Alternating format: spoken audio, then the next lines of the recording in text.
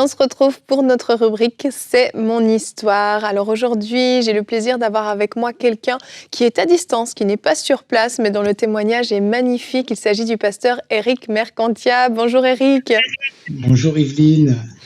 comment vas-tu? Eh je vais bien, fraîchement, parce qu'en France il fait frais, mais ça va très bien. Viens au Québec. Oh, merci Eric d'être là en tout cas. Tu as une histoire vraiment magnifique, vraiment bouleversante et qui je crois va toucher beaucoup de personnes. Alors pour te présenter rapidement, tu es né en Algérie d'un père algérien, une mère française. Ton papa était malheureusement alcoolique, très violent. Vous avez vécu beaucoup de situations difficiles en Algérie. Et à l'âge de 7 ans, avec ta maman, vous fuyez en France. C'est bien ça? Oui, oui, c'est ça. C'est-à-dire qu'à un moment donné de cette époque-là, maman me dit il faut qu'on parte ou ton père va nous tuer Mm. parce que à force de prendre des coups, eh bien la seule solution c'était de quitter le pays. Alors on arrive en France, mais on s'est sauvé parce qu'en Algérie, ce qu'il faut juste savoir, c'est que déjà il faut l'autorisation du papa pour quitter le pays. Mais que dans le cas de mon père, en plus, partir secrètement, c'était compliqué puisqu'il était au gouvernement. Et Ouf. c'est difficile de passer tous ces barrages. Et on arrive en France, un peu désemparé, désorienté. Ma mère ne connaît personne. Elle a juste sa famille dans une ville de province. Et elle essaie de nous installer à Paris, mais très vite, on va devoir quitter Paris et nous retrouver en province. Et ma mère vit déjà dans une angoisse parce que elle sait que mon père est influent et elle veut absolument me protéger. Et là, elle rencontre un homme. Quelque part, elle aurait peut-être mieux fait de ne pas le rencontrer, mais Mm. elle le rencontre. Et cet homme était beaucoup plus intéressé par elle que par moi. Et il lui propose de, sous couvert d'une très bonne éducation et de me protéger, de me garder, il lui propose de me mettre en pension. Mm. Et quand je dis pension, il faut revenir dans un contexte de pensionnat jésuite très dur, très rigoureux. Et je vais, dès la première année, vouloir sortir de ce pensionnat, mais malheureusement, je vais y rester 10 ans. Cette Waouh, pension, 10 ans. Donc 10 ans. 10 ans où tu passes toutes tes semaines là-bas. Est-ce que tu passes tes week-ends là-bas aussi? Tu es séparé pendant plusieurs mois de ta maman ou tu peux revenir au moins les fins de semaine? Alors, ma mère va bouger beaucoup avec cet homme, elle va changer de ville en ville. Au début, je rentre le week-end, c'est-à-dire que je Mhm. passe toute la semaine et je rentre le week-end. Mais très vite, cette pension va devenir, au début, je voulais fuir, et puis ça va devenir un refuge. Donc, même rentrer le week-end, je ne le ferai pas. Je trouverai des occasions de rester, de ne pas rentrer. Ce qui fait que je vais vivre une espèce de comment on pourrait dire ça, de syndrome de l'imposteur, c'est-à-dire qu'à un moment on aime les choses qu'on déteste au départ, Mm. et quand, enfin, de syndrome de l'imposteur, de Stockholm, pardon, excuse-moi, tu sais, ces otages Oui. qui deviennent d'un seul coup avoir de l'empathie pour ceux qui les prennent en otage. Et Oui. je voulais quitter cette prison, cette pension, puis finalement c'est un refuge, j'y reste et je ne rentre plus le week-end chez moi. Et tu vas rencontrer des personnes, j'imagine. Tu vas commencer à mener une vie en dehors de tout ça. Alors, l'explosion chez moi va surtout se faire quand je passe mon bac, que je sors de cet endroit à 18 ans, 17 Mm. ans. Parce que là, une espèce de folie s'empare de moi. J'ai eu une enfance totalement déconstruite sous les coups de mon père, sous la violence, quitter ma famille, mon foyer. Et là, j'ai perdu ma mère pendant 10 ans, j'ai plus de père. Donc, quand j'ai 17 ans et que je quitte cet établissement, euh, en fait, c'est une folie. Je veux goûter à tout, tout ce que j'ai pas vu. Je veux plein de choses viennent m'interpeller. J'ai envie de sortir, de traîner, de faire toutes les choses que j'ai pas pu faire. Et je vais traîner dans les bars. Mm. Je vais sortir en discothèque, je vais boire, je vais sortir. Et très vite, l'engrenage se fait parce que des mauvaises fréquentations. Quand tu traînes dans cet univers-là, tu rencontres des gens qu'il ne faut pas rencontrer. Je vais avoir aussi l'opportunité, qui sera quand même une malchance, la personne avec qui ma mère vivait, qui était mon parrain à l'époque, hein, va me proposer de prendre un bar. Mmh. Et, et ce, et ce bar va très très bien marcher, ce qui Mmh. fait que j'aurai de l'argent très vite. Et à 19 ans, j'ai 19 ans à peu près, hein, avoir beaucoup d'argent, sortir tous les soirs, et c'est juste ce qu'il faut pas avoir, quoi, dans mon cas. C'est ça. Donc là, tu tombes dans quoi? Dans l'alcoolisme, heu ce genre de choses ou comment ça se passe? Comment évolue ta vie? Là, je tombe dans une espèce de frénésie de sortir Mmh. au quotidien, sortir. Tu sais, il y a des moments où je bois avec les clients dès le matin. Je prends l'argent dans la caisse du bar et le soir, je sors en discothèque, je traîne, je fais la vie, quoi.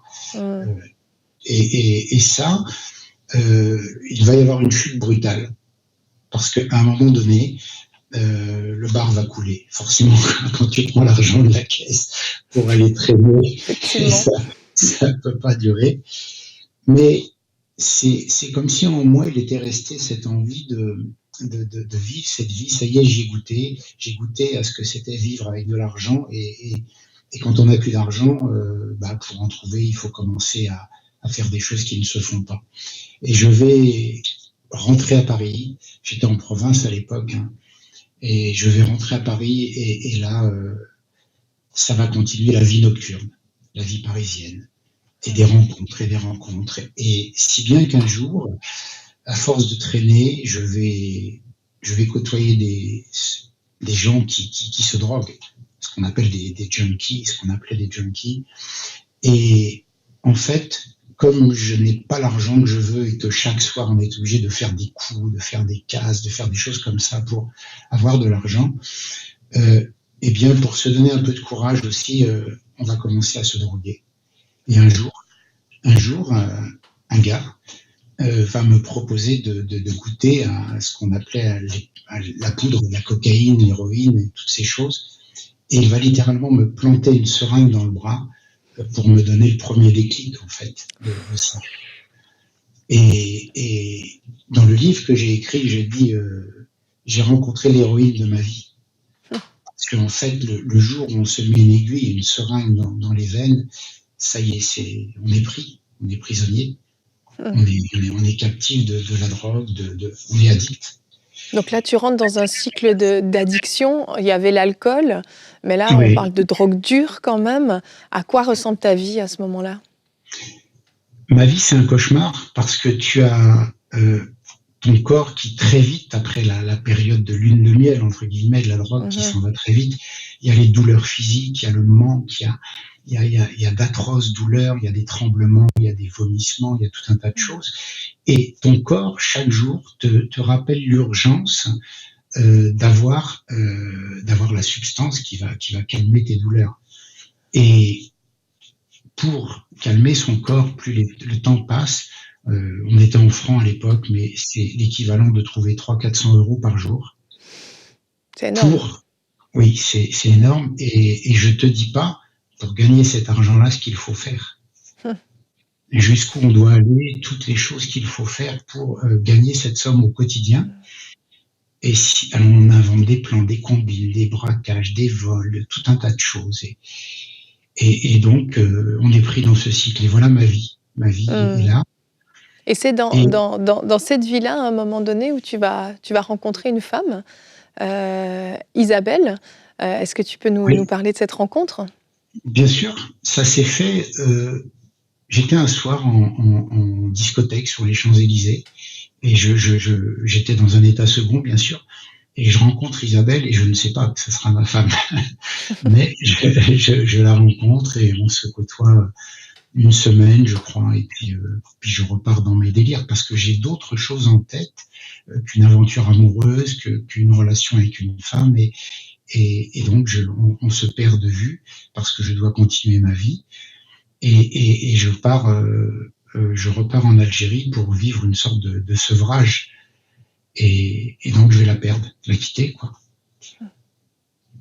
Et je vais la retrouver 3 ans après. Euh, je suis en Algérie de nouveau, et là, je dois rentrer en France, je suis un peu perdu, et je sais qu'il faut que j'aille la voir, que j'aille là où je l'ai connue, pour voir si elle est toujours là, et je vais la retrouver. Bon, je fais l'histoire courte, bien sûr, parce que c'est long, mais en fait, très vite, Isabelle va me proposer qu'on se marie. Très Alors que, rapidement. très rapidement, parce qu'elle vient de vivre quelque chose de compliqué avec quelqu'un, elle veut plus revivre des histoires comme ça, mais en fait, elle ne sait pas que elle fait sa demande auprès d'un gars qui a l'habitude de prendre 30 médicaments par jour, qui se drogue, qui boit, qui est violent, qui se promène avec une arme, qui chez elle, pour faire court aussi, je vais tirer sur des gens dans la rue. Enfin voilà le genre d'individu avec lequel elle veut faire sa vie. Hum. Et, et elle ne le sait pas, et le cauchemar aussi va commencer pour elle d'une femme qui était relativement équilibrée. Elle en viendra à prendre des cachets, d'envisager de prendre des médicaments pour se calmer, parce que je suis pas quelqu'un de fréquentable. C'est ça, et elle s'en rendra compte juste après le mariage. Et là, vous allez mener une vie de couple chaotique, très C'est très ça. difficile comme tu l'as décrit. Et puis un jour, vous avez un voisin qui va poser une action qui va changer le cours de votre vie. Ouais. C'est-à-dire qu'il y avait une dame dans notre rue où on habitait qui nous parle de Dieu, qui nous dit qu'elle va dans une salle dans Paris où il se passe des miracles, des choses, les gens sont guéris, etc. Et nous, on est dans la démarche de pourquoi pas. Il faut savoir qu'on cherchait quelque chose au fond de nous pour nous en sortir malgré tout. Mhm. Même aller au salon de la voyance, voir une voyante qui m'a dit vous n'avez pas d'avenir, je vois rien pour vous, et pour cause. Et donc, on suit cette personne dans une salle dans Paris, hein, où on parle de Jésus, où on prêche Jésus-Christ, et il faut remettre dans le contexte. Je suis un gars qui se bat, qui est violent, qui se balade armé, et entendre des cantiques à la guitare, mais on ne se moque pas, on rentre dans la salle, on ne se moque pas. Et là, le message se déroule, et je me souviendrai toute ma vie des derniers mots du pasteur, qui est un prédicateur, un homme qui prêche l'évangile.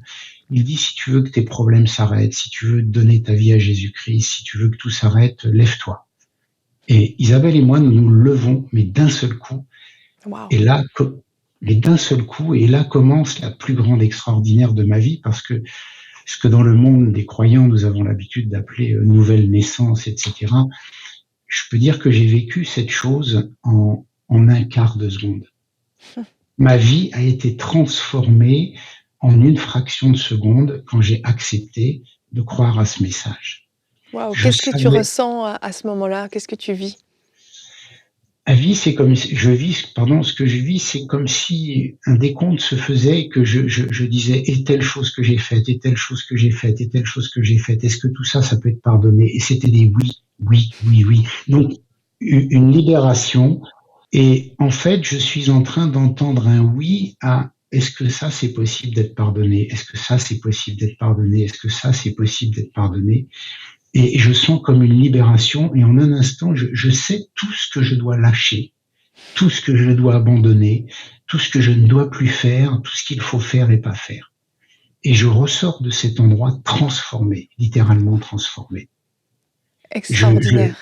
oui, je vais tout de suite aller voir mon pasteur, lui donner une arme, mon arme, pour qu'il m'en débarrasse.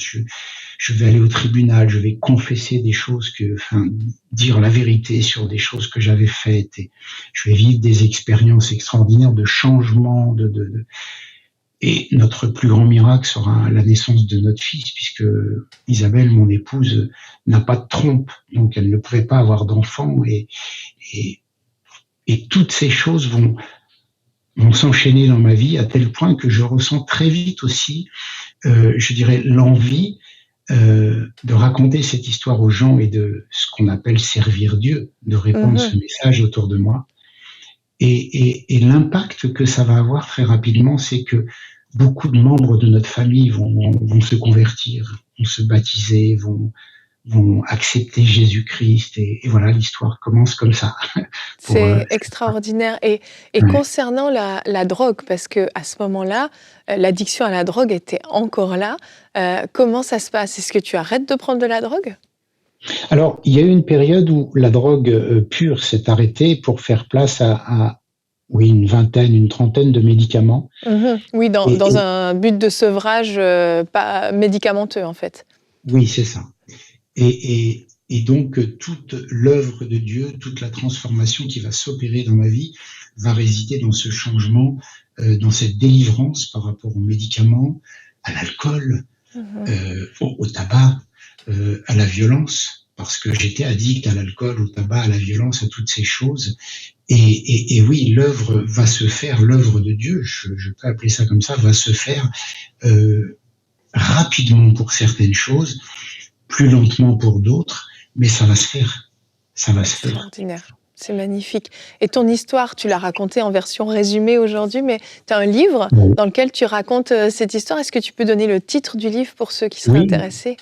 oui, j'ai écrit un livre qui s'appelle Pris pour cible, en collaboration avec le pasteur Yanis Gauthier, qui Mhm. m'interviewe en fait dans le livre.